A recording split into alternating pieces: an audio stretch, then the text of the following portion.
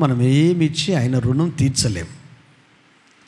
ఒక్కటి చేయొచ్చు, కృతజ్ఞత కలిగి జీవించవచ్చు.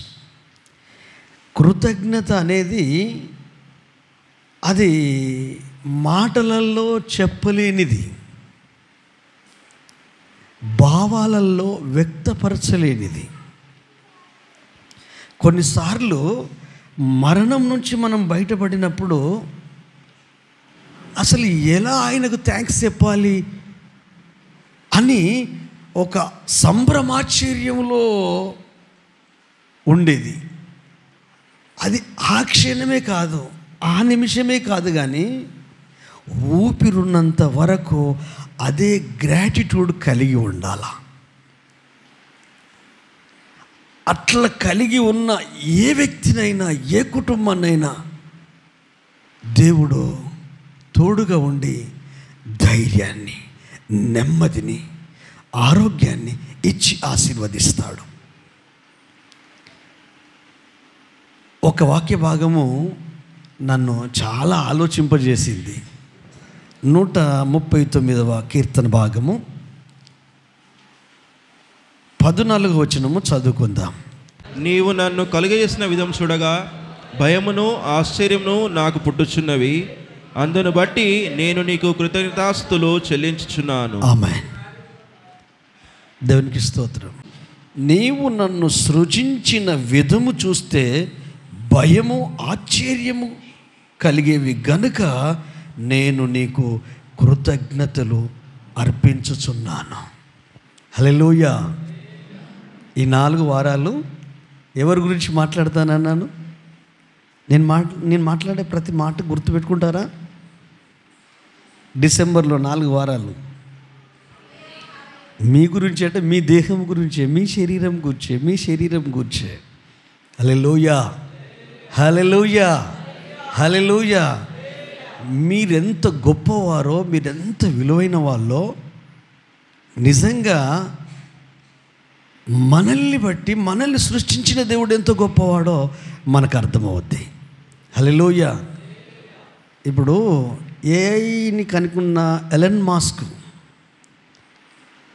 అతన్ని ప్రశంసిస్తున్నారు.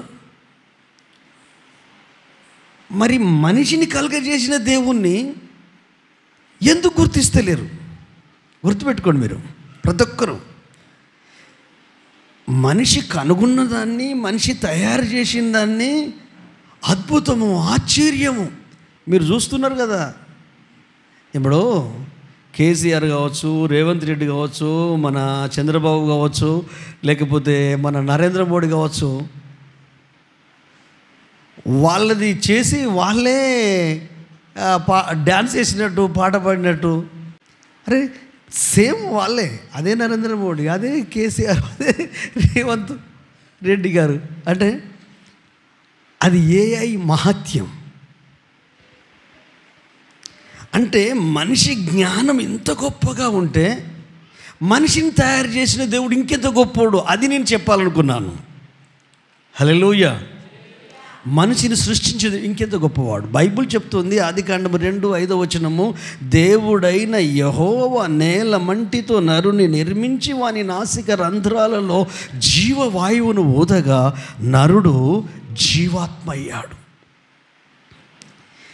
ఇది కనుక తెలిస్తే, అంటే చాలామందికి తెలుసు, అయినా గుర్తు చేద్దాం. హల్లెలూయా. మన దేహము చాలా సంక్లిష్టమైంది. కొరింథీయులకు రాసిన మొదటి పత్రిక 6వ అధ్యాయము 19-20 వచనాలు చదువుకుందాం. కొరింథీయులకు రాసిన మొదటి పత్రిక 6వ అధ్యాయము 19-20 వచనాలు చదువుకుందాం. మీ దేహము దేవుని వలన మీకు అనుగ్రహింపబడి, మీలోనున్న పరిశుద్ధాత్మకు ఆలయమై ఉన్నదని మీరెరుగరా? మీలో ఉన్న పరిశుద్ధాత్మకు ఆలయమై ఉన్నదని మీరెరుగరా? మీరు మీ సొత్తు కారు, అవును, విలువ పెట్టి కొనబడిన వారు కనుక మీ దేహముతో దేవుని మహిమపరచుడి. ఆమేన్. హల్లెలూయా. మొదటి వర్డ్లో ఏంటంటే మీ దేహము దేవుని వలన మీకు అనుగ్రహింపబడింది. మీరు తల్లిదండ్రులకే జన్మించారు, కాదనను. మీకు అమ్మా నాన్నలు ఉన్నారు, కాదనను. అంటే దేవుడు మొదట పురుషునిగాను స్త్రీగాను నిర్మించాడు. ఆ తర్వాత స్త్రీని ఏ విధంగా నిర్మించాడంటే పునరుత్పత్తి విధానములో. హల్లెలూయా. అంటే వీళ్ళిద్దరిని ఫస్ట్ దేవుడే కలగజేశాడు. వాళ్ళకి తల్లిదండ్రులు లేరు, గుర్తుపెట్టుకోండి. వాళ్ళకి తల్లిదండ్రులు లేరు. ఆదాముకు తల్లిదండ్రులు ఎవరు? అవ్వకు తల్లిదండ్రులు ఎవరు? దేవుడే మట్టితో మనిషిని చేశాడు. ఈ మనిషిలో నుండి ఎముకను తీసి అందమైన అమ్మాయిని తయారు చేశాడు. హల్లెలూయా. ఈ అమ్మాయి ముందు నిలబడితే ఆదాము అంటాడు, నా ఎముకలలో ఎముక, నా మాంసంలో మాంసము, ఇది నరునిలో నుండి తీయబడింది కనుక నారి అనబడును. ఈ స్పృహ, ఈ జ్ఞానం ఎక్కడి నుండి కలిగింది? ఇలాగో వాక్యాలు చెప్పేవాళ్ళు ఎవరైనా ఉన్నారా? ఇలాగనే చేస్తే దేవుడు ఏమైనా చెప్పాడా సృష్టి? అరే నీ ఎముకనే తీశానని చెప్పాడా?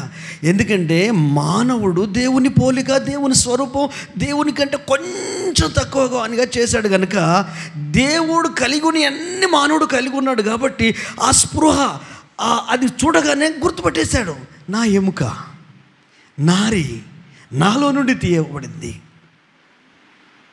అని చెప్పి మాట్లాడాడు. కానీ దేవుడు ఈ అమ్మాయిని చేసే విధానం ఎట్లా చేశాడు? దేవుడు పునరుత్పత్తి. హల్లెలూయా. పునరుత్పత్తి అంటే భూమి మీద విత్తనాలు వేస్తాం, విత్తనాలు ఏమైపోతాయి? మొలకెత్తుతాయి. ఒకవేళ ఈ స్త్రీ లోపల పునరుత్పత్తిని కనుక దేవుడు పెట్టలేదనుకో, వాళ్ళిద్దరూ చనిపోతారు. మళ్ళీ తయారు చేయాలి, మళ్ళీ చనిపోతే మళ్ళీ తయారు చేయాలి. అసలు ఎంతగో ఇప్పటికీ సైన్స్కి అందది, మేధావులకు అందది, ఇప్పటికీ ఎవరికి అందది. మళ్ళీ వచ్చి యేసయ్య దగ్గర లేకపోతే దేవుని దగ్గర సృష్టిని ఏదో ఒక అతీతమైన శక్తి నడిపిస్తుందని ఆగిపోవాల్సిందే.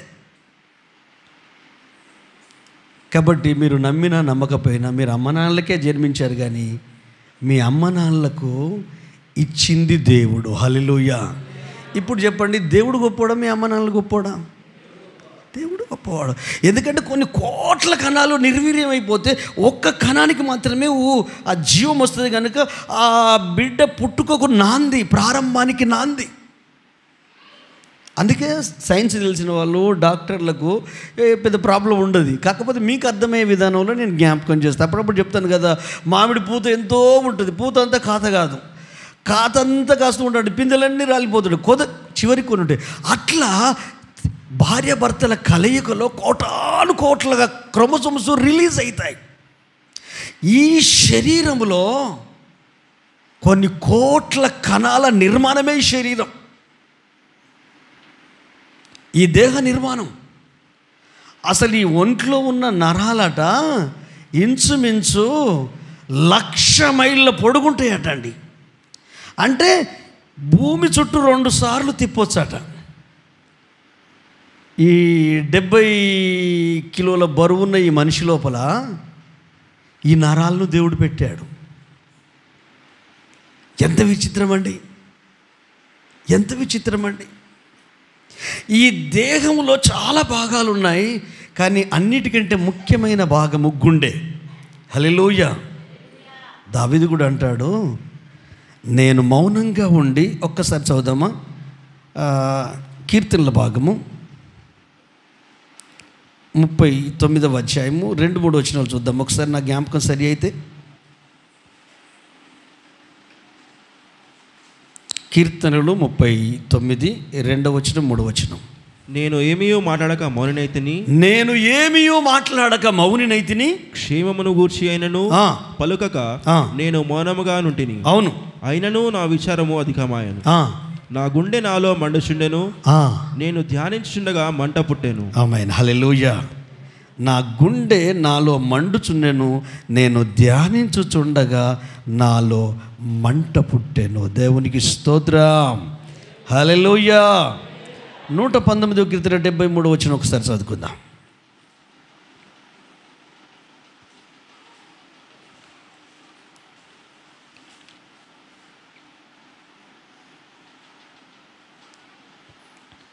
నూట 19:73. నీ చేతులు నన్ను నిర్మించి నాకు రూపు ఏర్పరచెను. అవును. నేను నీ ఆజ్ఞలను నేర్చుకున్నట్లు నాకు బుద్ధి దయచేయము. ఆమేన్. హల్లెలూయా. లక్షల కోట్ల కణాలతో ఈ శరీరం నిర్మించబడింది. ఈ శరీర నిర్మాణము చాలా సంక్లిష్టమైంది. ఈ నిర్మాణంలో ముఖ్యమైన భాగాలు చాలా ఉన్నాయి. అన్నిటికంటే ముఖ్యమైన భాగం ఏంటిది? గుండె. గుండె అంటే రక్త ప్రసరణ. హల్లెలూయా. 20% బ్లడ్ కిడ్నీలకు వెళ్తుంది, 15% బ్లడ్ బ్రెయిన్కి వెళ్తుంది. హల్లెలూయా.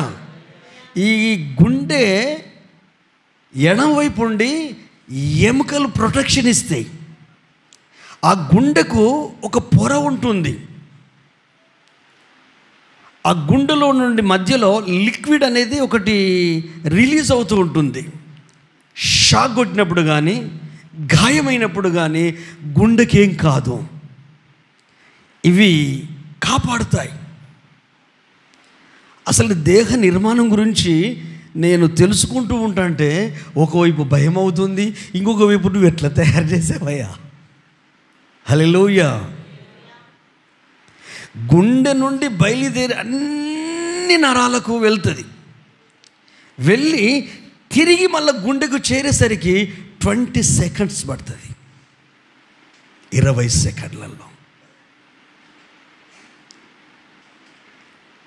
కింద 2 గొట్టాలు ఉంటాయి, పైన 2 గొట్టాలు ఉంటాయి. మీకు అర్థం కావడం కోసం చెప్తున్నాం. అయితే ఈ కుడివైపున ఉన్నది, ఎడం వైపున ఉన్నది. ఒకటేమో ఆక్సిజన్ను తీసుకొస్తుంది, ఒకటేమో కార్బన్ డైఆక్సైడ్ను పంపిస్తుంది.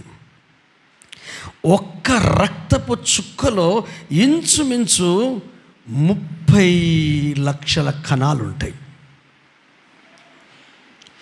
ఎర్ర రక్త కణాలు, తెల్ల రక్త కణాలు. మనిషి శరీరంలో ఇంచుమించు 5 లీటర్ల బ్లడ్ ఉంటుంది. ఈ ఎర్ర రక్త కణాలు 120 రోజులు మాత్రమే బ్రతికే, తర్వాత చచ్చిపోతాయి. ప్లేట్లెట్స్ పడిపోతాయి అంటారు చూడు, అవి చచ్చిపోతాయి.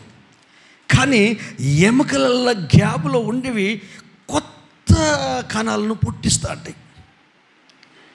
మరి ఎవరు చేస్తున్నారు? ప్రతిదీ సృష్టించిన వాడిని, తయారు చేసిన వాడిని మెచ్చుకుంటున్నావు. కానీ అర్థమవుతుందండి? కంగారు పడద్దు, భయపడద్దు. అంటే నాకైతే భయమైంది. హల్లెలూయా. నాకైతే భయమైంది. ఈ బాడీ సిస్టమ్ గురించి తెలుస్తూ ఉంటే ఊరికి అనుకునేది నేను, అసలు సంఘము శరీరము, ఆయన శిరస్సు.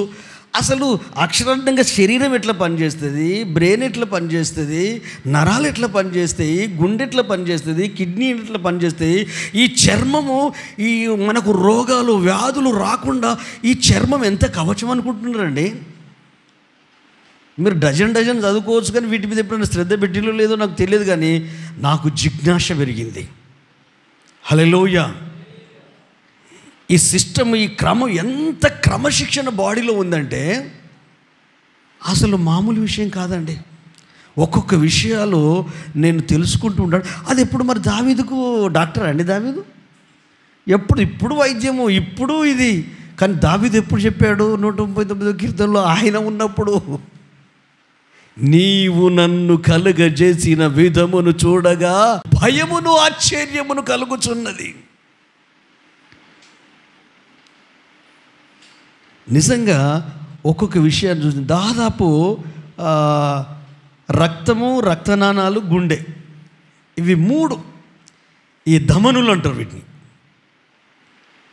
ఏం చేస్తాయంటే ఆ కింది భాగంలో ఒక సన్న వెంట్రుక ఉంది కదండి, మన తల వెంట్రుక. దానికంటే 10 రెట్లు ఇంకా సన్నగా ఉంటాయి నరాలు.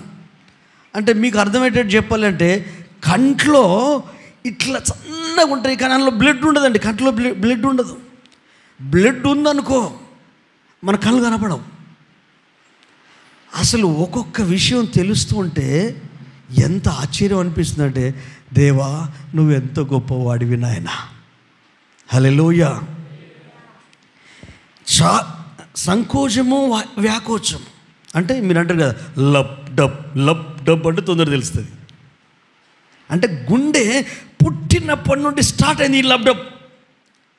అట్లా అవుతూ ఉంటుంటే ఇంచుమించు ఈ బ్లడ్ ఏమైందంటే పంపింగ్ అవుతూ ఉంటుంది.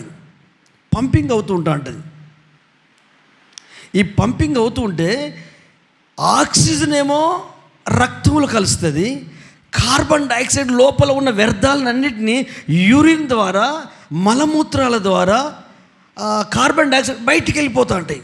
అంటే ఏది ఉంటే ఆరోగ్యం పాడవుతుందో దాన్ని బయటికి పంపిస్తుంది, ఏది ఆరోగ్యానికి మంచిదో బయట నుండి తీసుకుంటుంది.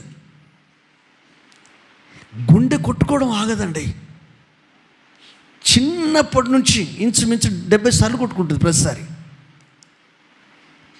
ఈ కొట్టుకోవడం ఆగిపోతుంది అంటే దాని అర్థం ఏంటి? బ్లడ్ సర్క్యులేషన్ జరగట్లేదు. ఇప్పుడు మెదడుకి వెళ్ళాల్సిన 15% బ్లడ్ ఉంటుంది చూడండి, ఆ మెదడులో కూడా సన్నటి కేశనాళాలు ఉంటాయి. కేశరం అంటే వెంట్రుక అన్నట్టు. ఆమె కేశరాలు చాలా పొడుగునే అంటే వెంట్రుకలు పొడుగునే అన్నట్టు. ఆ కేశనాళాలు సన్నగా ఉంటాయి కదా, అవి ఏం చేస్తాయంటే అవి ఎక్కడన్నా బ్రేక్ అయిపోయింది అనుకో, ఇప్పుడు బ్రెయిన్ డెడ్ అంటారు. బ్రెయిన్ డెడ్ అంటే దాని అర్థమైంది ప్రాణం పోయినట. అంటే ప్రతిదీ నేను గమనిస్తా, గ్రహిస్తా, రిసీవ్ చేసుకుంటా, అర్థం చేసుకుంటా. ఎంతమంది వింటున్నారు, ఎంతమంది వింటలేరు, ఎంతమందికి ఇంట్రెస్ట్ ఉంది, ఎంతమందికి ఇంట్రెస్ట్ లేదు అనేది కూడా గ్రాస్ప్ చేయగలుగుతాడు. దేవుడు సంఘ కాపరికి ఆత్మల వివేచన వరం ఇస్తాడు, ఏ వరం ఇవ్వకపోయినా. ఇది కనుక ఎక్కడన్నా బ్రేక్ అయిపోవడం కొంచెం ఒక సెకండ్ లేట్ అయినా ఏమైపోతుంది? స్పృహ కోల్పోతాం, బ్రెయిన్ డెడ్ అయిపోద్ది. ఇంచుమించు ఒక రోజుకు 1,15,000 సార్లు కొట్టుకుంటూ ఉంటాడు ఇది గుండె. ఇప్పుడు మన బోరు పని చేస్తలేదు, ఏదో సంవత్సరం అయిందా అలా సంవత్సరం అయిందా, ఏం ప్రాబ్లమో తెలుస్తలేదు, వాటర్ వస్తలేదు. మరి గుండె ఇది బోరే అనుకో, ఇది బోరుకు వస్తే బోధల గడకు పోవుడే, బతుకుడు లేదు. కానీ ఇన్ని విధాలుగా మన బాడీ సిస్టాన్ని ఇంతగా దేవుడు దీవించి నడిపించి చేస్తుంటే ఆయనకు మనం ఎంత కృతజ్ఞత కలిగి ఉండాలండి.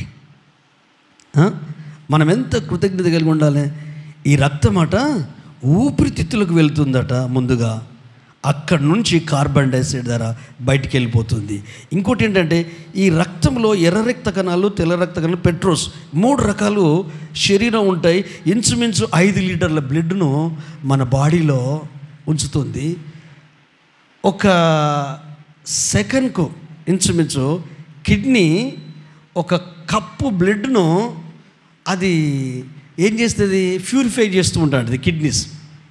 దేవుని చిత్తమైతే వచ్చే ఆదివారం కిడ్నీ గురించే చాలా జాగ్రత్తగా ఉండాలి. హల్లెలూయా.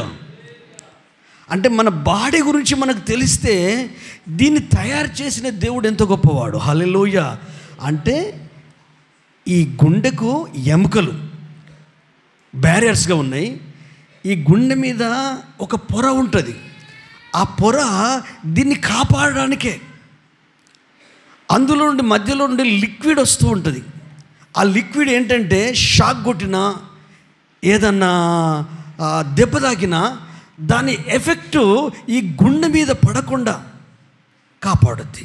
మీకు తెలుసా, మీరు 70 కిలోలు ఉండొచ్చు, కానీ మీ గుండె 350 గ్రాములే ఉంటుంది.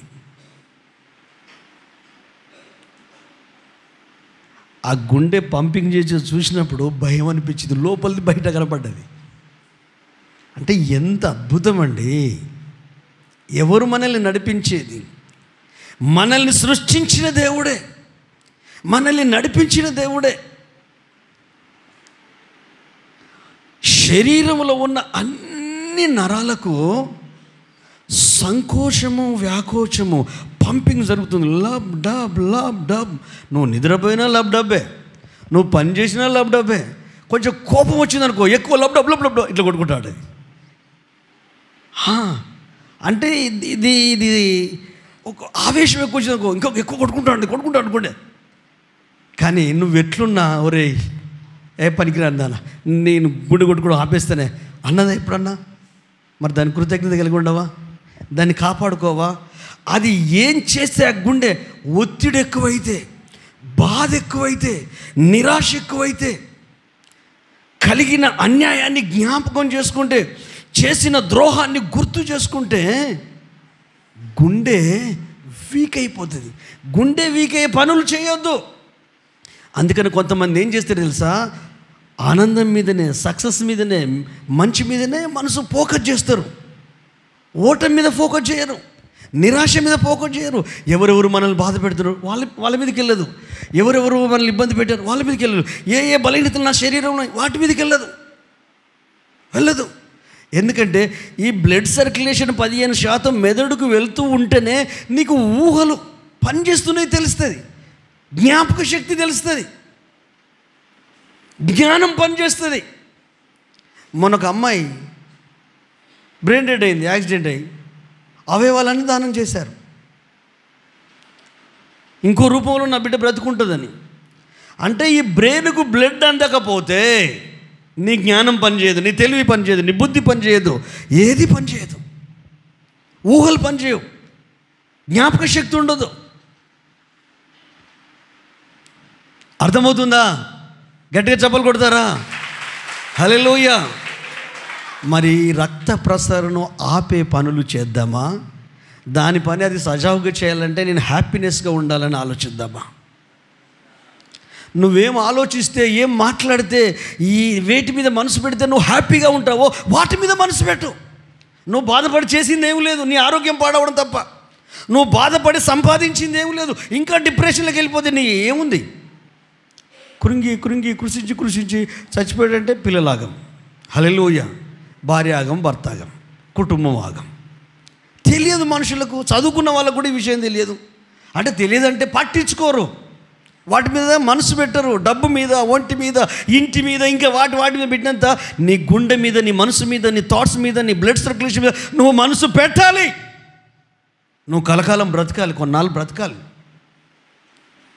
ఏమంటాడో చూడండి, ఫిలిప్పీయులకు రాసిన పత్రిక తీయండి. పౌలు ఏమంటాడో 1వ అధ్యాయం తీయండి, 21 నుంచి 24 వరకు చదువుకుందాం. ఫిలిప్పీయులకు రాసిన పత్రిక 1వ అధ్యాయం. నా మట్టుకైతే బ్రతుకుట క్రీస్తే, చావైతే లాభము. అవును. అయినను శరీరంతో నేను జీవించుటే నాకున్న పనికి ఫల సాధకమైన ఎడల నేనేమి కోరుకుందునో నాకు తోచలేదు. అవును. ఈ రెండింటి మధ్యను ఇరుకబడి ఉన్నాను. నేను వెడిలిపోయి క్రీస్తుతో కూడా నుండవలనని నాకు ఆశ ఉన్నది, అది మరీ మేలు. అయినను నేను శరీరమందు నిలిచి ఉండుట మిమ్మును బట్టి మరి అవసరమై ఉన్నది. హల్లెలూయా. ఈ రోజు నుండి మీ పక్క ఉన్న వాళ్ళని చెప్పండి, ఎప్పుడు నేను చచ్చిపోతానా అనే మాట మీ నోట రావద్దని చెప్పండి.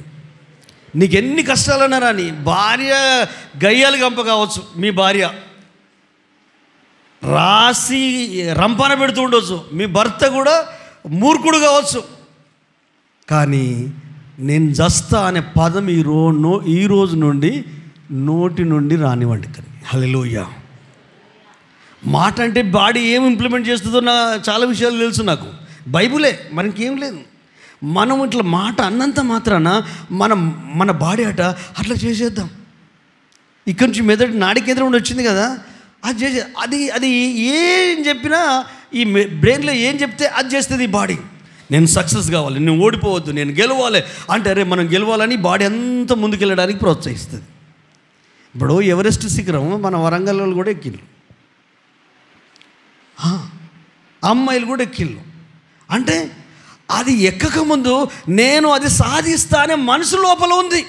అది ఏ ఫీల్డ్ అన్నా కానివ్వండి, అది ఫ్యామిలీ కావచ్చు, కుటుంబం కావచ్చు, కుటుంబ సభ్యులు కావచ్చు, వ్యాపారం కావచ్చు, బిజినెస్ కావచ్చు, ఉద్యోగం కావచ్చు, నువ్వు జీవించే జీవితం ఏదైనా కావచ్చు, లేకపోతే ఆత్మీయ అనుబంధాలు కావచ్చు, ఆత్మీయ జీవితం కావచ్చు, ఫెయిత్ కావచ్చు, ఏదైనా నేను ఎందుకు విశ్వాసాన్ని కాపాడుకోలేను, నేను ఎందుకు దేవుని కొరకు జీవించలేను, నేను ఇలా ఉండాలనుకుంటున్నానే నీ మనసులో అనుకో, నీ బాడీ మొత్తం ఆ విధంగా ఇంప్లిమెంట్ చేస్తుంది.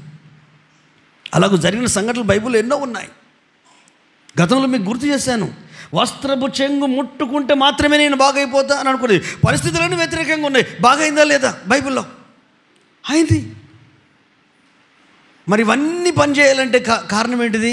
గుండె పనిచేయాలంటే రక్త వ్యవస్థ, రక్త ప్రసరణ వ్యవస్థ. ఆ వ్యవస్థ పనిచేయాలంటే నీ మనసు మీద ఏ బరువు భారం ఉండొద్దు.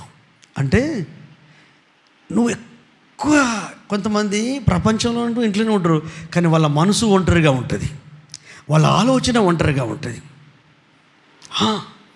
జనంలోనే ఉంటారు, వ్యాపారంలో ఉంటారు, బిజినెస్లో ఉంటారు, కానీ లోన్లీనెస్ ఒంటరితనము దేవునితో గడపడం మంచిదే. లోన్లీనెస్ అనేది అది మానసిక రోగాన్ని తీసుకొస్తుంది. నిన్ను ప్రేమించే భర్త ఉంది, నిన్ను ప్రేమించే భార్య ఉన్నాడు, నిన్ను అర్థం చేసుకునే అన్నదమ్ములు ఉన్నారు, తల్లిదండ్రులు ఉన్నారు, ఫ్యామిలీ ఫ్రెండ్స్ ఉన్నారు, మంచి సంఘం ఉంది, సహవాసం ఉంది, కష్టం వస్తే బాధ వస్తే నీ కొరకు ప్రార్థన చేసే సేవకులు ఉన్నారు, ఆపదలో ఉన్నప్పుడు ఆదుకున్న వాళ్ళు ఉన్నారు, కురిగిపోయినప్పుడు లేవనెత్తిన వాళ్ళు ఉన్నారు, నిరాశ నిస్పృహకు లోనైతే నేనున్నాను ధైర్యం తెచ్చుకో అని చెప్పిన ఫ్యామిలీ మెంబర్స్ ఉన్నారు. ఈ ఉత్సాహము 1000 రెట్ల బలాన్ని ఇస్తుందండి. ఉత్సాహము బ్లడ్ను సజావుగా సాగుతూ ఉంటుంది. అంటే రక్త ప్రసరణ అది ఎప్పటికప్పుడు సంకోచ వ్యాకోచం చెందుతూ ఉంటాడు. దానికి ఏ ఛార్జింగ్ అక్కర్లేదండి. నీ ఫోన్కు ఛార్జింగ్ కావాలి, నీ బాడీకి ఛార్జింగ్ కావాలి. గుండెకే ఛార్జింగ్ పెడుతున్నావు నువ్వు, గుండెకే ఛార్జింగ్ పెడుతున్నావు. అది ఎట్లా నడుస్తుంది? నువ్వేనా డబ్బు వేళ చెల్లించావా? పెద్ద కులపొంది నడుతుందా? చిన్న కులపొంది నడవదా? ధనవంతుందే గుండె పనిచేస్తుందా? ఇప్పుడు పుట్టిన పసిబిడ్డది పనిచేయదా? మరి కలుగజేసిన దేవుడు, మీ దేహము దేవుని వలన మీకు అనుగ్రహింపబడింది. ఈ సత్యాన్ని తెలుసుకున్న పౌలు ఏమంటుంది తెలుసా? సేవకుణ్ణి నేను మీ కొరకు జీవించాలనిపిస్తుంది, 4 దినాలు బ్రతికితే మీ కొరకు యేసే గురించి చెప్తూ, మీ కొరకు ప్రార్థిస్తూ, మీ క్షేమం కొరకు ఆలోచిస్తాను. కానీ నాకు ఇంకొక ఆశ కూడా ఉంది, కానీ దేవునితో వెళ్ళి ఉండాలనిపిస్తుంది. అప్పుడు కష్టాలు ఎక్కువైనప్పుడు అయ్యాయిగా చాలు, నన్ను నీ దగ్గర తీసుకో. కానీ ఈ రెండింటి మధ్య నేను ఇరికింపబడి ఉన్నాను. కానీ ఆలోచిస్తే నేను శరీరం అందు ఉండడమే మంచిది అనిపిస్తుంది. నా మట్టుకు నేను వెళ్ళిపోతే అక్కడ హ్యాపీగా ఉంటా కావచ్చు. నేనుంటే నలుగురిని కన్విప్పగలిగే చేస్తా, నేనుంటే నలుగురికి క్షేమాన్ని కలిగేది, నేను ముందుకు నడిపించగలుగుతా, మోటివేట్ చేయగలుగుతా, బలపరచగలుగుతా, విడిపించగలుగుతా. అలాగూ నీవు ఉంటే నీ కుటుంబానికి మోరల్ సపోర్ట్, నీవుంటే నీ భర్తకు, నీవుంటే నీ భార్యకు, నీవుంటే నీ పిల్లలకు, నీవుంటే నీ కుటుంబానికి, నీవుంటే సంఘానికి, సమాజానికి, ఇరుగు పొరుగు వారికి, సంబంధ బాంధవ్యాలకు. మరి ఎక్కడున్నాయండి? జ్ఞానం పెరిగితే, తెలుగు పెరిగితే, డబ్బు ఉంటే, అన్నీ ఉంటే అసలు బ్రెయినే పని చేస్తలేదు, ఆలోచనలే పని చేస్తలేదు, దరిద్రంగా జీవిస్తాను. అసలు చదువుకునే వ్యక్తుల కామన్ సెన్స్ ఉందా? ఇంగిత జ్ఞానం ఏమీ లేదు. నువ్వెన్నను నేను ఇట్లనే ఉండు సావు. ఏం చేస్తాం మరి మనం? మన తల్లిదండ్రులు ఏమంటారు? చెప్పితే విననోన్ని ఏం చేస్తాం? అన్ని రకాలుగా చెప్పి ఏం చేస్తావు? ఇక వాళ్ళు అంటారమ్మా, వాడిని వదిలేసి జన్మకి విడిచిపెట్టండి. ఇక ఎవ్వరు ఆయన ఏమనొద్దు, ఆమెను ఏమనొద్దు, అయిపోయింది. అంటే నీ దేహం విలువ నీకు తెలియట్లేదు. నీ బ్రెయిన్నే వాడతలేవు, నీ తెలివినే వాడతలేవు, నీ ఆలోచనలే వాడతలేవు, నీ బుద్ధినే వాడతలేవు. పనికిరాని విషయాల్లో నువ్వు నిమగ్నమైపోయి నీ జీవితాన్ని బర్బాద్ చేసుకుంటున్నావు. ఎప్పుడు చనిపోతావో మనకు తెలియదు. ఒకటి పోస్ట్ పెట్టాను మీకు. ఒక సహోదరి ఏం చేసింది పాపం? నిర్లక్ష్యం చేసింది. పోయిన సంవత్సరం పెరాలసిస్ అంటే బ్రెయిన్ స్ట్రోక్ వచ్చింది.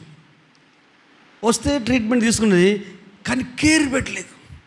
అది ఏమైపోయిందంటే 2 హోల్స్ దమనులను వేరేది ఆ బ్లడ్ పంపింగ్ చేసి మొత్తం హోల్స్ ఇదైపోయినాయి. ఇప్పుడు ఏబీ ప్లస్ బ్లడ్ కావాలంటే నేను మన అందరికీ స్నేహితులకు చూసుకునే వాళ్ళు వెంటనే స్పందించే ఒక తమ్ముడు హుజరాబాద్ నుండి ఇక్కడి నుంచి స్పందించాడు. ఇప్పుడు మొత్తం ఇదైపోయింది. వాళ్ళు ఏడుస్తున్నారు, పరిస్థితులు కేర్ హాస్పిటల్లో ఉన్నారు, మరణానికి చేరువలో ఉంది, పిల్లల పెళ్ళిళ్ళు చేయలేదు. మరణం ఒకసారి మనల్ని బాగున్నామని పలకరించడానికి వస్తే మన పరిస్థితి ఏంది? అందుకని ఆరోగ్యంగా ఉన్నప్పుడే, ఆనందంగా ఉన్నప్పుడే దైవికంగా ఉన్నప్పుడే నీ దేహం విలువ తెలుసుకొని ఆ దేహాన్ని దేవుడిచ్చాడు కనుక నువ్వు దేవునికి కృతజ్ఞత, ఆ కృతజ్ఞత సమయం రూపంలో చెల్లించు, ఇవ్వడంలో చెల్లించు కృతజ్ఞత. ప్రభు కొరకు ఖర్చు పెట్టడంలో, సమయం కేటాయించడంలో, సువార్త చెప్పడంలో, సాక్ష్యం ఇవ్వడంలో, ప్రేమించడంలో, ఆనందించడంలో, కుటుంబాన్ని పోషించడంలో, గృహాన్ని నడిపించడంలో, ఒకరినొకరు అర్థం చేసుకోవడంలో ప్రేమనే పంచాలి, ప్రేమనే పెంచాలి, ప్రేమ కొరకే బ్రతకాలి. దైవిక ప్రేమ, అది యేసయ్య ప్రేమ. ఈసారి నేను రాసుకున్న పాట అదే, కృపా ప్రేమ, రెండే చిన్నాలు రాశాను. కానీ మెయిన్ ఏంటంటే శ్వాస ధ్యాస. నా శ్వాస నీవే యేసయ్య, నా ధ్యాస నీవే యేసయ్య. ఈ శ్వాస పని చేస్తుందంటే ఏం జరుగుతుందన్నట్టు? గుండె ఏం చేస్తుంది? Dub lub dub lub dub, సంకోచం వ్యాకోచం. నిద్రపోయినా లబ్ డబ్బే, ఎవరైనా తిట్టినా లబ్ డబ్బే, ఏమైనా రోగం వచ్చినా లబ్ డబ్బే. అంటే దాని పని అది చేస్తుంది. మరి దాన్ని చేసిన దేవుణ్ణి. కాబట్టి ఈరోజు నీ గుండె గురించి ఆలోచించి భయపడకు. తెలిసిందని అమ్మో ఏమవుతుందో బెదర్లో, అందుకు చెప్తాను నేను ఇవన్నీ. హల్లెలూయా! ఎంత అద్భుతం నీవు, ఎంత ఆశ్చర్యం నీవు. హల్లెలూయా! దీన్ని ఏమంటారు? కపాలం. అసలు తెలుగు భాషలో పుర్రె. ఇది మెదడును కాపాడుతుంది. ఎంత సిస్టమ్ ఉందండి బాడీలో. నువ్వు కలగజేసావా? లేదు, నువ్వు కలగజేయలేదు. పోయినసారి చెప్పాను కదా, ఒక పశువు కానీ ఒక మేకపిల్ల కానీ జన్మించినప్పుడు ఆ తెల్లటి ఆ మాగో గీగో అది ఇదైపోయి తెల్లటి పొర నుంచి అది బయటకు వచ్చేస్తుంది. వచ్చిన కొద్దిసేపటికే అది గంతులు వేస్తూ ఉంటుంది, నాట్యం వేస్తూ ఉంటుంది, తల్లి దగ్గర పోయి పాలు తాగుతూ ఉంటుంది. ఎట్లా జరిగింది అది? ఎట్లా జరుగుతుంది సృష్టి? ఏదో సంతోషిస్తున్నారు, కొడుకును మురిసి సంతోషిస్తున్నారు, బిడ్డను మురిసి సంతోషిస్తున్నారు. ఎట్లా తయారైతులు? రక్తం ముద్దే కదా. ఎలా వస్తుంది? హెయిర్స్ ఎట్లు వస్తున్నాయి, కళ్ళు ఎట్లు వస్తున్నాయి. కంటి గురించి, గుండె గురించి, కొన్ని అవయవాల గురించి చెప్తాను. ఎందుకంటే ఎడ్యుకేట్ చేయాలి, మీ అందరికీ తెలుసు, కానీ ఇంకొంచెం ఎన్లైట్ చేయడం కొరకు. ఇవన్నీ ఎందుకు చెప్తున్నాను? కలగజేసిన దేవుడు ఉన్నాడే, నిన్ను పుట్టించిన దేవుడు. అసలు ఏతువాది కానీ, దేవుడు లేడనే వ్యక్తి కానీ, ఆస్తికుడు కానీ, నాస్తికుడు కానీ, వాని గురించి వాడు ఆలోచిస్తే దేవుని దగ్గర వచ్చి ఆగాల్సిందే. ప్రతిదానికి హెచ్ఎంటీ వాచ్ ఉంది, వాళ్ళు ఏదో కంపెనీ వాళ్ళు చేశారు. ఈ బిల్డింగ్ ఓ మేస్త్రి కట్టాడు, ఇది ఉంది ఒకరు తయారు చేశారు, ఫోన్ ఉంది ఒకరు తయారు చేశారు, కరెంట్ ఉంది ఒకరు తయారు చేశారు, అన్నిటికి ఒకరు. మరి నువ్వు నిన్నెవరు తయారు చేశారు? నిన్నెవరు తయారు చేశారు అనడం తేలిక, కానీ అనుభవంలోకి రావాలి. ఈ దేవునికి నువ్వు కృతజ్ఞత కలిగి ఉండాలి. నీ ప్రవర్తనలో మార్పు రావాలి. ప్రవర్తనలో మార్పు వస్తలేదంటే కృతజ్ఞత లేదు దేవునికి. సంఘానికి లేకపోని, సేవకులకు లేకపోని, మీ అమ్మ నాన్నకు లేకపోయి, నీ భార్య పిల్లలకు లేకపోయి, నీ భర్తకు లేకపోయి, ఎవరికి లేకపోయినా నిన్ను కలిగించిన దేవునికి కృతజ్ఞత కలిగి ఉంటే ఆ బిహేవియర్ మారిపోతుంది. లోపల ఉంటే బయటికి కనిపిస్తే క్రియల ద్వారా, మాటల ద్వారా, ప్రవర్తన ద్వారా అది రాకుండా సాతానుడు అడ్డుకుంటాడు, అపవాది అడ్డుకుంటాడు, నీ బ్రెయిన్ అడ్డుకుంటుంది, నీ థాట్స్ అడ్డుకుంటాయి, నీ ఆలోచనలు అడ్డుకుంటాయి. వాటిని నీవే గెలవాలి, నిన్ను నీవే గెలవాలి. చాలాసార్లు చెప్పాను, మనకెవరో శత్రువులు లేరు, మనమే శత్రువు. మన మనసే మనకు శత్రువు, మన ఆలోచనలే మనకు శత్రువు. వాటిని జయించాలి. అవి నీ లోపల ఉన్న విలువైన వాల్యుబుల్ కలిగిన వాటిని పని చేయకుండా నిర్వీర్యం చేస్తున్నాయి. అర్థమైతలేదు నీకు? నిర్వీర్యం చేస్తున్నాయి. నేనేమో రెచ్చగొట్టడం కొరకు, బాధ పెట్టడం కొరకు మాట్లాడతలేదు. నీ గురించి నువ్వు ఆలోచించని చెప్తున్నాను. అప్పుడప్పుడు చెప్తారు చూడు, అమ్మ నాన్న చెప్ప, అరే మా అయ్య కానీ వినరా, మా అమ్మ కానీ వినే, బుజ్జిబుడ్డ వినే, చిన్న తల్లి వినే, బంగారం వినే. నీ బోందా చెప్పాల్సిన అవసరం లేదు. స్పృహలో ఉండు, దైవిక స్పృహలో ఉండు, భౌతిక స్పృహలో ఉండు. ఈ లోకంలో నువ్వు జీవిస్తున్నావు, నువ్వు ఒక స్పెషల్. నీలాగా ఎవరు లేరు. నీ వేలు ముద్రలు ఎవరికి మ్యాచ్ కావు. స్వరపేటకి ఇప్పుడు ఒక వ్యక్తి 120 మంది మిమిక్రీ చేయొచ్చు, కానీ నా ఇద్దరు కవల పిల్లలు ఒకటి ఉండదు. ఇద్దరు కవల పిల్లలు టిన్సే, కానీ వేలు ముద్రలు ఒకటి ఉండయి. అక్కడే తెలిసిపోతుంది. మరి ఎలా జరుగుతుంది ఆలోచించావా? ప్రశ్నలు వేసుకుంటే జ్ఞానం వస్తుంది. బైబిల్ చదివేటప్పుడు ప్రశ్నలు వేసుకో. మెదడుకు మేత పెట్టు, మెదడును కష్టపెట్టు, మనసును కష్టపెట్టు. తింటున్నావు, 3 పూటలు తినే దాకా పడుకుంటున్నావు, పనిపోతున్నావు, ఒక ఎద్దులాగా గొడ్డులాగా పనిచేస్తున్నావు, పోతున్నావు, వస్తున్నావు చూస్తున్నావు. ఇది లైఫ్ కాదు, ఇది లైఫే కాదు.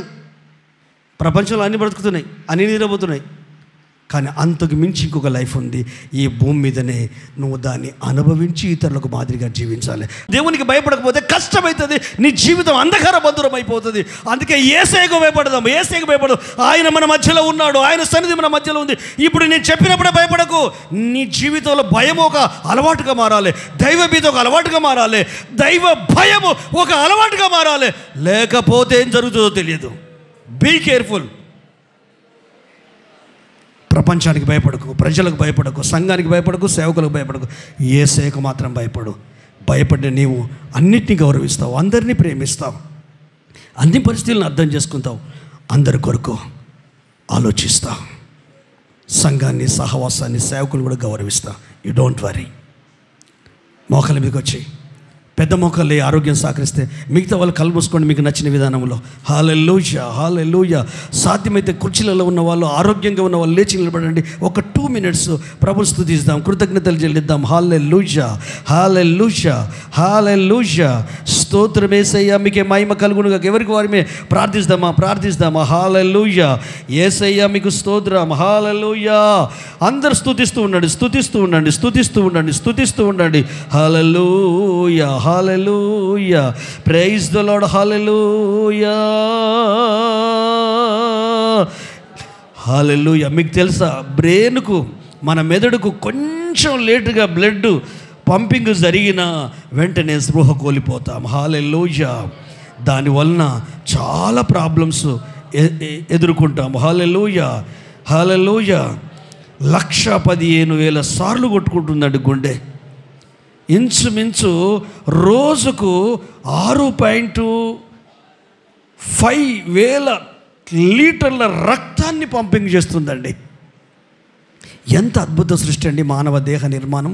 ఎంత సంక్లిష్టమైందో ఈ బాడీ నిర్మాణం. సజావుగా, ఆరోగ్యంగా, స్పృహ కలిగి, జ్ఞానం కలిగి, తెలివి కలిగి మనం బ్రతుకుతూ అన్నిటినీ, తండ్రిని, తల్లిని, భర్తను, భార్యను, ఉద్యోగాన్ని, పేరును, పిల్లల్ని, సమస్తాన్ని గుర్తిస్తూ, సంఘము, సహవాసం, సేవకులు, చిన్న పెద్ద వీళ్ళందరూ తెలుస్తుంది. నీ స్థితి, నీ స్థాయి తెలుస్తుంది అంటే దానికి కారణము గుండె నుండి పంపింగ్ అయ్యే బ్లడ్ సర్క్యులేషన్ వల్లనే మన బ్రెయిన్ పనిచేస్తూ ఉంది, మన ఆలోచనలు పనిచేస్తున్నాయి. మరి ఇవన్నీ కలుగజేసిన దేవుడు, నీ దేహము దేవుని వల్ల నీకు అనుగ్రహింపబడింది. ఆ దేవుడు సృష్టి. నీవు ఎప్పుడన్నా నీ దేహ నిర్మాణం గురించి ఆలోచించావా? గత 3 వారాల నుంచి నాకు నిద్ర పడతలేదు. దేవా, ఎన్నడూ లేని ప్రేమ దేవుని మీద ఇంకొక అడ్వాన్స్ అయిపోయింది. ప్రభా, నీ కొరకే బ్రతకాలి, నీ కొరకే జీవించాలి. ఇంకా పనికిరాని వేస్టేజ్ నా మైండ్లో, నా బ్రెయిన్లో ఏదైనా ఉంటే, ఎట్లయితే కార్బన్ డైఆక్సైడ్ను బయటికి తీసేస్తుందో, ఆత్మ సంబంధంగా వేస్టేజ్ నా మనసులో, నా ఆలోచనలు, నా ఊహలలో ఉంటే అది బయటికి వెళ్తేనే నా ఆత్మీయ జీవితానికి ఆరోగ్యమయ్యా. బయటి నుండి వచ్చే ఆక్సిజన్ అంటే నీ వాక్యములో ఉన్న ఆ జీవమే నా ఆత్మీయ జీవితానికి, శారీరక జీవితానికి ఆరోగ్యము. నీవే నా ఆక్సిజన్ ప్రభువా, నీ వాక్యమే నా ఆక్సిజన్ ప్రభు అని ఎన్ని విధాలుగా ఆయన సన్నిధిలో గత 3 వారాల నుంచి నేను ప్రార్థన చేస్తున్నాను. 2 చేతుల పైకి స్తోత్రం చెల్లిద్దామా. హల్లెలూయా. సహోదరి, సహోదరుడు, నువ్వు మామూలు కాదు, నువ్వు సామాన్యురాలు కాదు. నీ స్ట్రక్చర్ వేరే, నీ రూపురేఖలు వేరే, నీలో ఉన్న ఎముకలు వేరే, నీలో ఉన్న నరాలు వేరే, కేశ నాళాలు వేరే. వెంట్రుకే సన్నగుంటుందంటే దానికంటే ఇంకా 10% సన్నగుండే ఆ నరాలు టోటల్గా బాడీని ఇంప్లాంట్ చేస్తున్నాయి. మరి అన్నిటినీ మయంపరుస్తున్నావు. నువ్వు మనుషులు చేసిన వాటిని, మనుషులు సృష్టించిన వాటిని, కట్టుకున్న ఇంట్లో ఆనందిస్తున్నావు, కన్న పిల్లలతో ఆనందిస్తున్నావు, కట్టుకున్న భార్యతో, ఉన్న ఉద్యోగంతో, వచ్చిన డబ్బుతో ఆనందిస్తున్నావు. ఆ డబ్బు కంటే, భార్య కంటే, భర్త కంటే, నీకు ఇచ్చిన పిల్లల కంటే, ఫ్యామిలీ కంటే అసలు నిన్ను ఈ భూమి మీద పడేశాడే మీ అమ్మ నాన్న ద్వారా. ఆయనే కదా నీ సృష్టికర్త, నీ దేహ నిర్మాణకుడు. ఆయన చేతులు కదా నేను నిర్మించింది. చెప్దామా మనస్ఫూర్తిగా? కృతజ్ఞత చెప్పకుండా ఉండగలుగుతావా? ఉండలేవు. అందుకే కృతజ్ఞత మాటల రూపంలో, సాక్ష్య రూపంలో, సమయం రూపంలో, దేవునికి ఇచ్చే రూపంలో, మందిర రూపంలో, ఫ్యామిలీ రూపంలో, కుటుంబ సభ్యుల రూపంలో, ఉద్యోగ రూపంలో ఆ కృతజ్ఞత భావంతోనే బ్రతికిస్తూ అనేకులకు దీవెనకరంగా ఉంటూ నిన్ను ఈ భూమి మీద పడేసి రక్షణ ఇచ్చి, అభిషేకం ఇచ్చి, ఆశీర్వాదం ఇచ్చి, ఆరోగ్యం ఇచ్చి, ఆయుష్ని పొడిగించి నీ బాడీ సిస్టాన్ని ఆయన రన్నింగ్ చేస్తూ నడిపిస్తున్నాడు. ఎవరి పర్మిషన్తో నువ్వు ఊపిరి తీసుకుంటున్నావు? ఎక్కడ దేవుడు ఏ ఫీల్డ్లో ఓడిపోలేదు, నువ్వు ఓడిపోవు, నిన్ను ఓడిపోనీయడు, నిన్ను నడిపిస్తాడు. భయపడకు, ధైర్యంగా ఉండు, నిరాశకు లోను కాకు, ఒత్తిడికి లోను కాకు. కష్టాలు ఉండొచ్చు, కన్నీళ్ళు ఉండొచ్చు, బాధలు ఉండొచ్చు, ఇబ్బంది పెట్టే వాళ్ళు ఎక్కువైపోవచ్చు, నేను అపార్థం చేసుకునే వాళ్ళు ఎక్కువైపోవచ్చు, నీ మనసును తూట్లు పొడిచే వాళ్ళు ఎక్కువైపోవచ్చు, మాటల చేత రంపములాగా మీ గుండెను గాయం చేసే వాళ్ళు ఎక్కువైపోవచ్చు. కానీ ఏది నీ మనసు మీద పడకు. నీ మీద కుటుంబం ఆధారపడింది, నీ మీద నీ పిల్లలు ఆధారపడి ఉన్నారు, నీ ఫ్యామిలీ ఆధారపడి ఉంది. ఓ చెల్లె, నీ భర్త మీదనే నీ ఫ్యామిలీ ఆధారపడింది. ఓ తమ్ముడు, నీ భార్య లేకపోతే నువ్వు బ్రతకలేవు. ఓ పిల్లలు, మీ అమ్మనా లేకపోతే మీకు మనుగడే ఉండదు భూమి మీద. ఓ సంగమా, దేవుడు లేకపోయినా మనం ముందుకెళ్ళలేం. అందుకే సంఘానికి ఒక దాసుడిగా నాకు అనుగ్రహించాడు. మిమ్మల్ని చైతన్యం చేయాలి, భౌతికంగా ఆధ్యాత్మికంగా. నాకెన్నో ఉన్నాయి, కానీ తెలియనప్పుడు ప్రతిదీ మనసు మీద తెచ్చుకునేది. రంపంతో కోసే మాటలు ఎన్నో ఉన్నాయి నా లైఫ్లో. వాళ్ళ ప్రవర్తన ద్వారా బాధపెట్టిన మాటలు ఎన్నో ఉన్నాయి. వాళ్ళ గుణగణాల ద్వారా, మాటల ద్వారా నాతోటి మాట్లాడి, ఇంకోళ్ళ దగ్గర ఇంకో మాట మాట్లాడి, రకరకాలుగా ఎగతాలు చేసి, జోకులు చేసి నవ్వుకునే సందర్భాలు ఎన్నో ఉన్నాయి. ఎవరెవరైతే మాట్లాడా వాళ్ళే వచ్చి నాకు చెప్పారు. కానీ నా మనసు మీద తీసుకోలేదు, నా గుండె మీదకి తీసుకోలేదు. ఎందుకంటే సంఘం అన్యాయం అయిపోతుంది, సహవాసం అన్యాయం అయిపోతుంది, నా భార్య పిల్లలు అన్యాయం అయిపోతారు.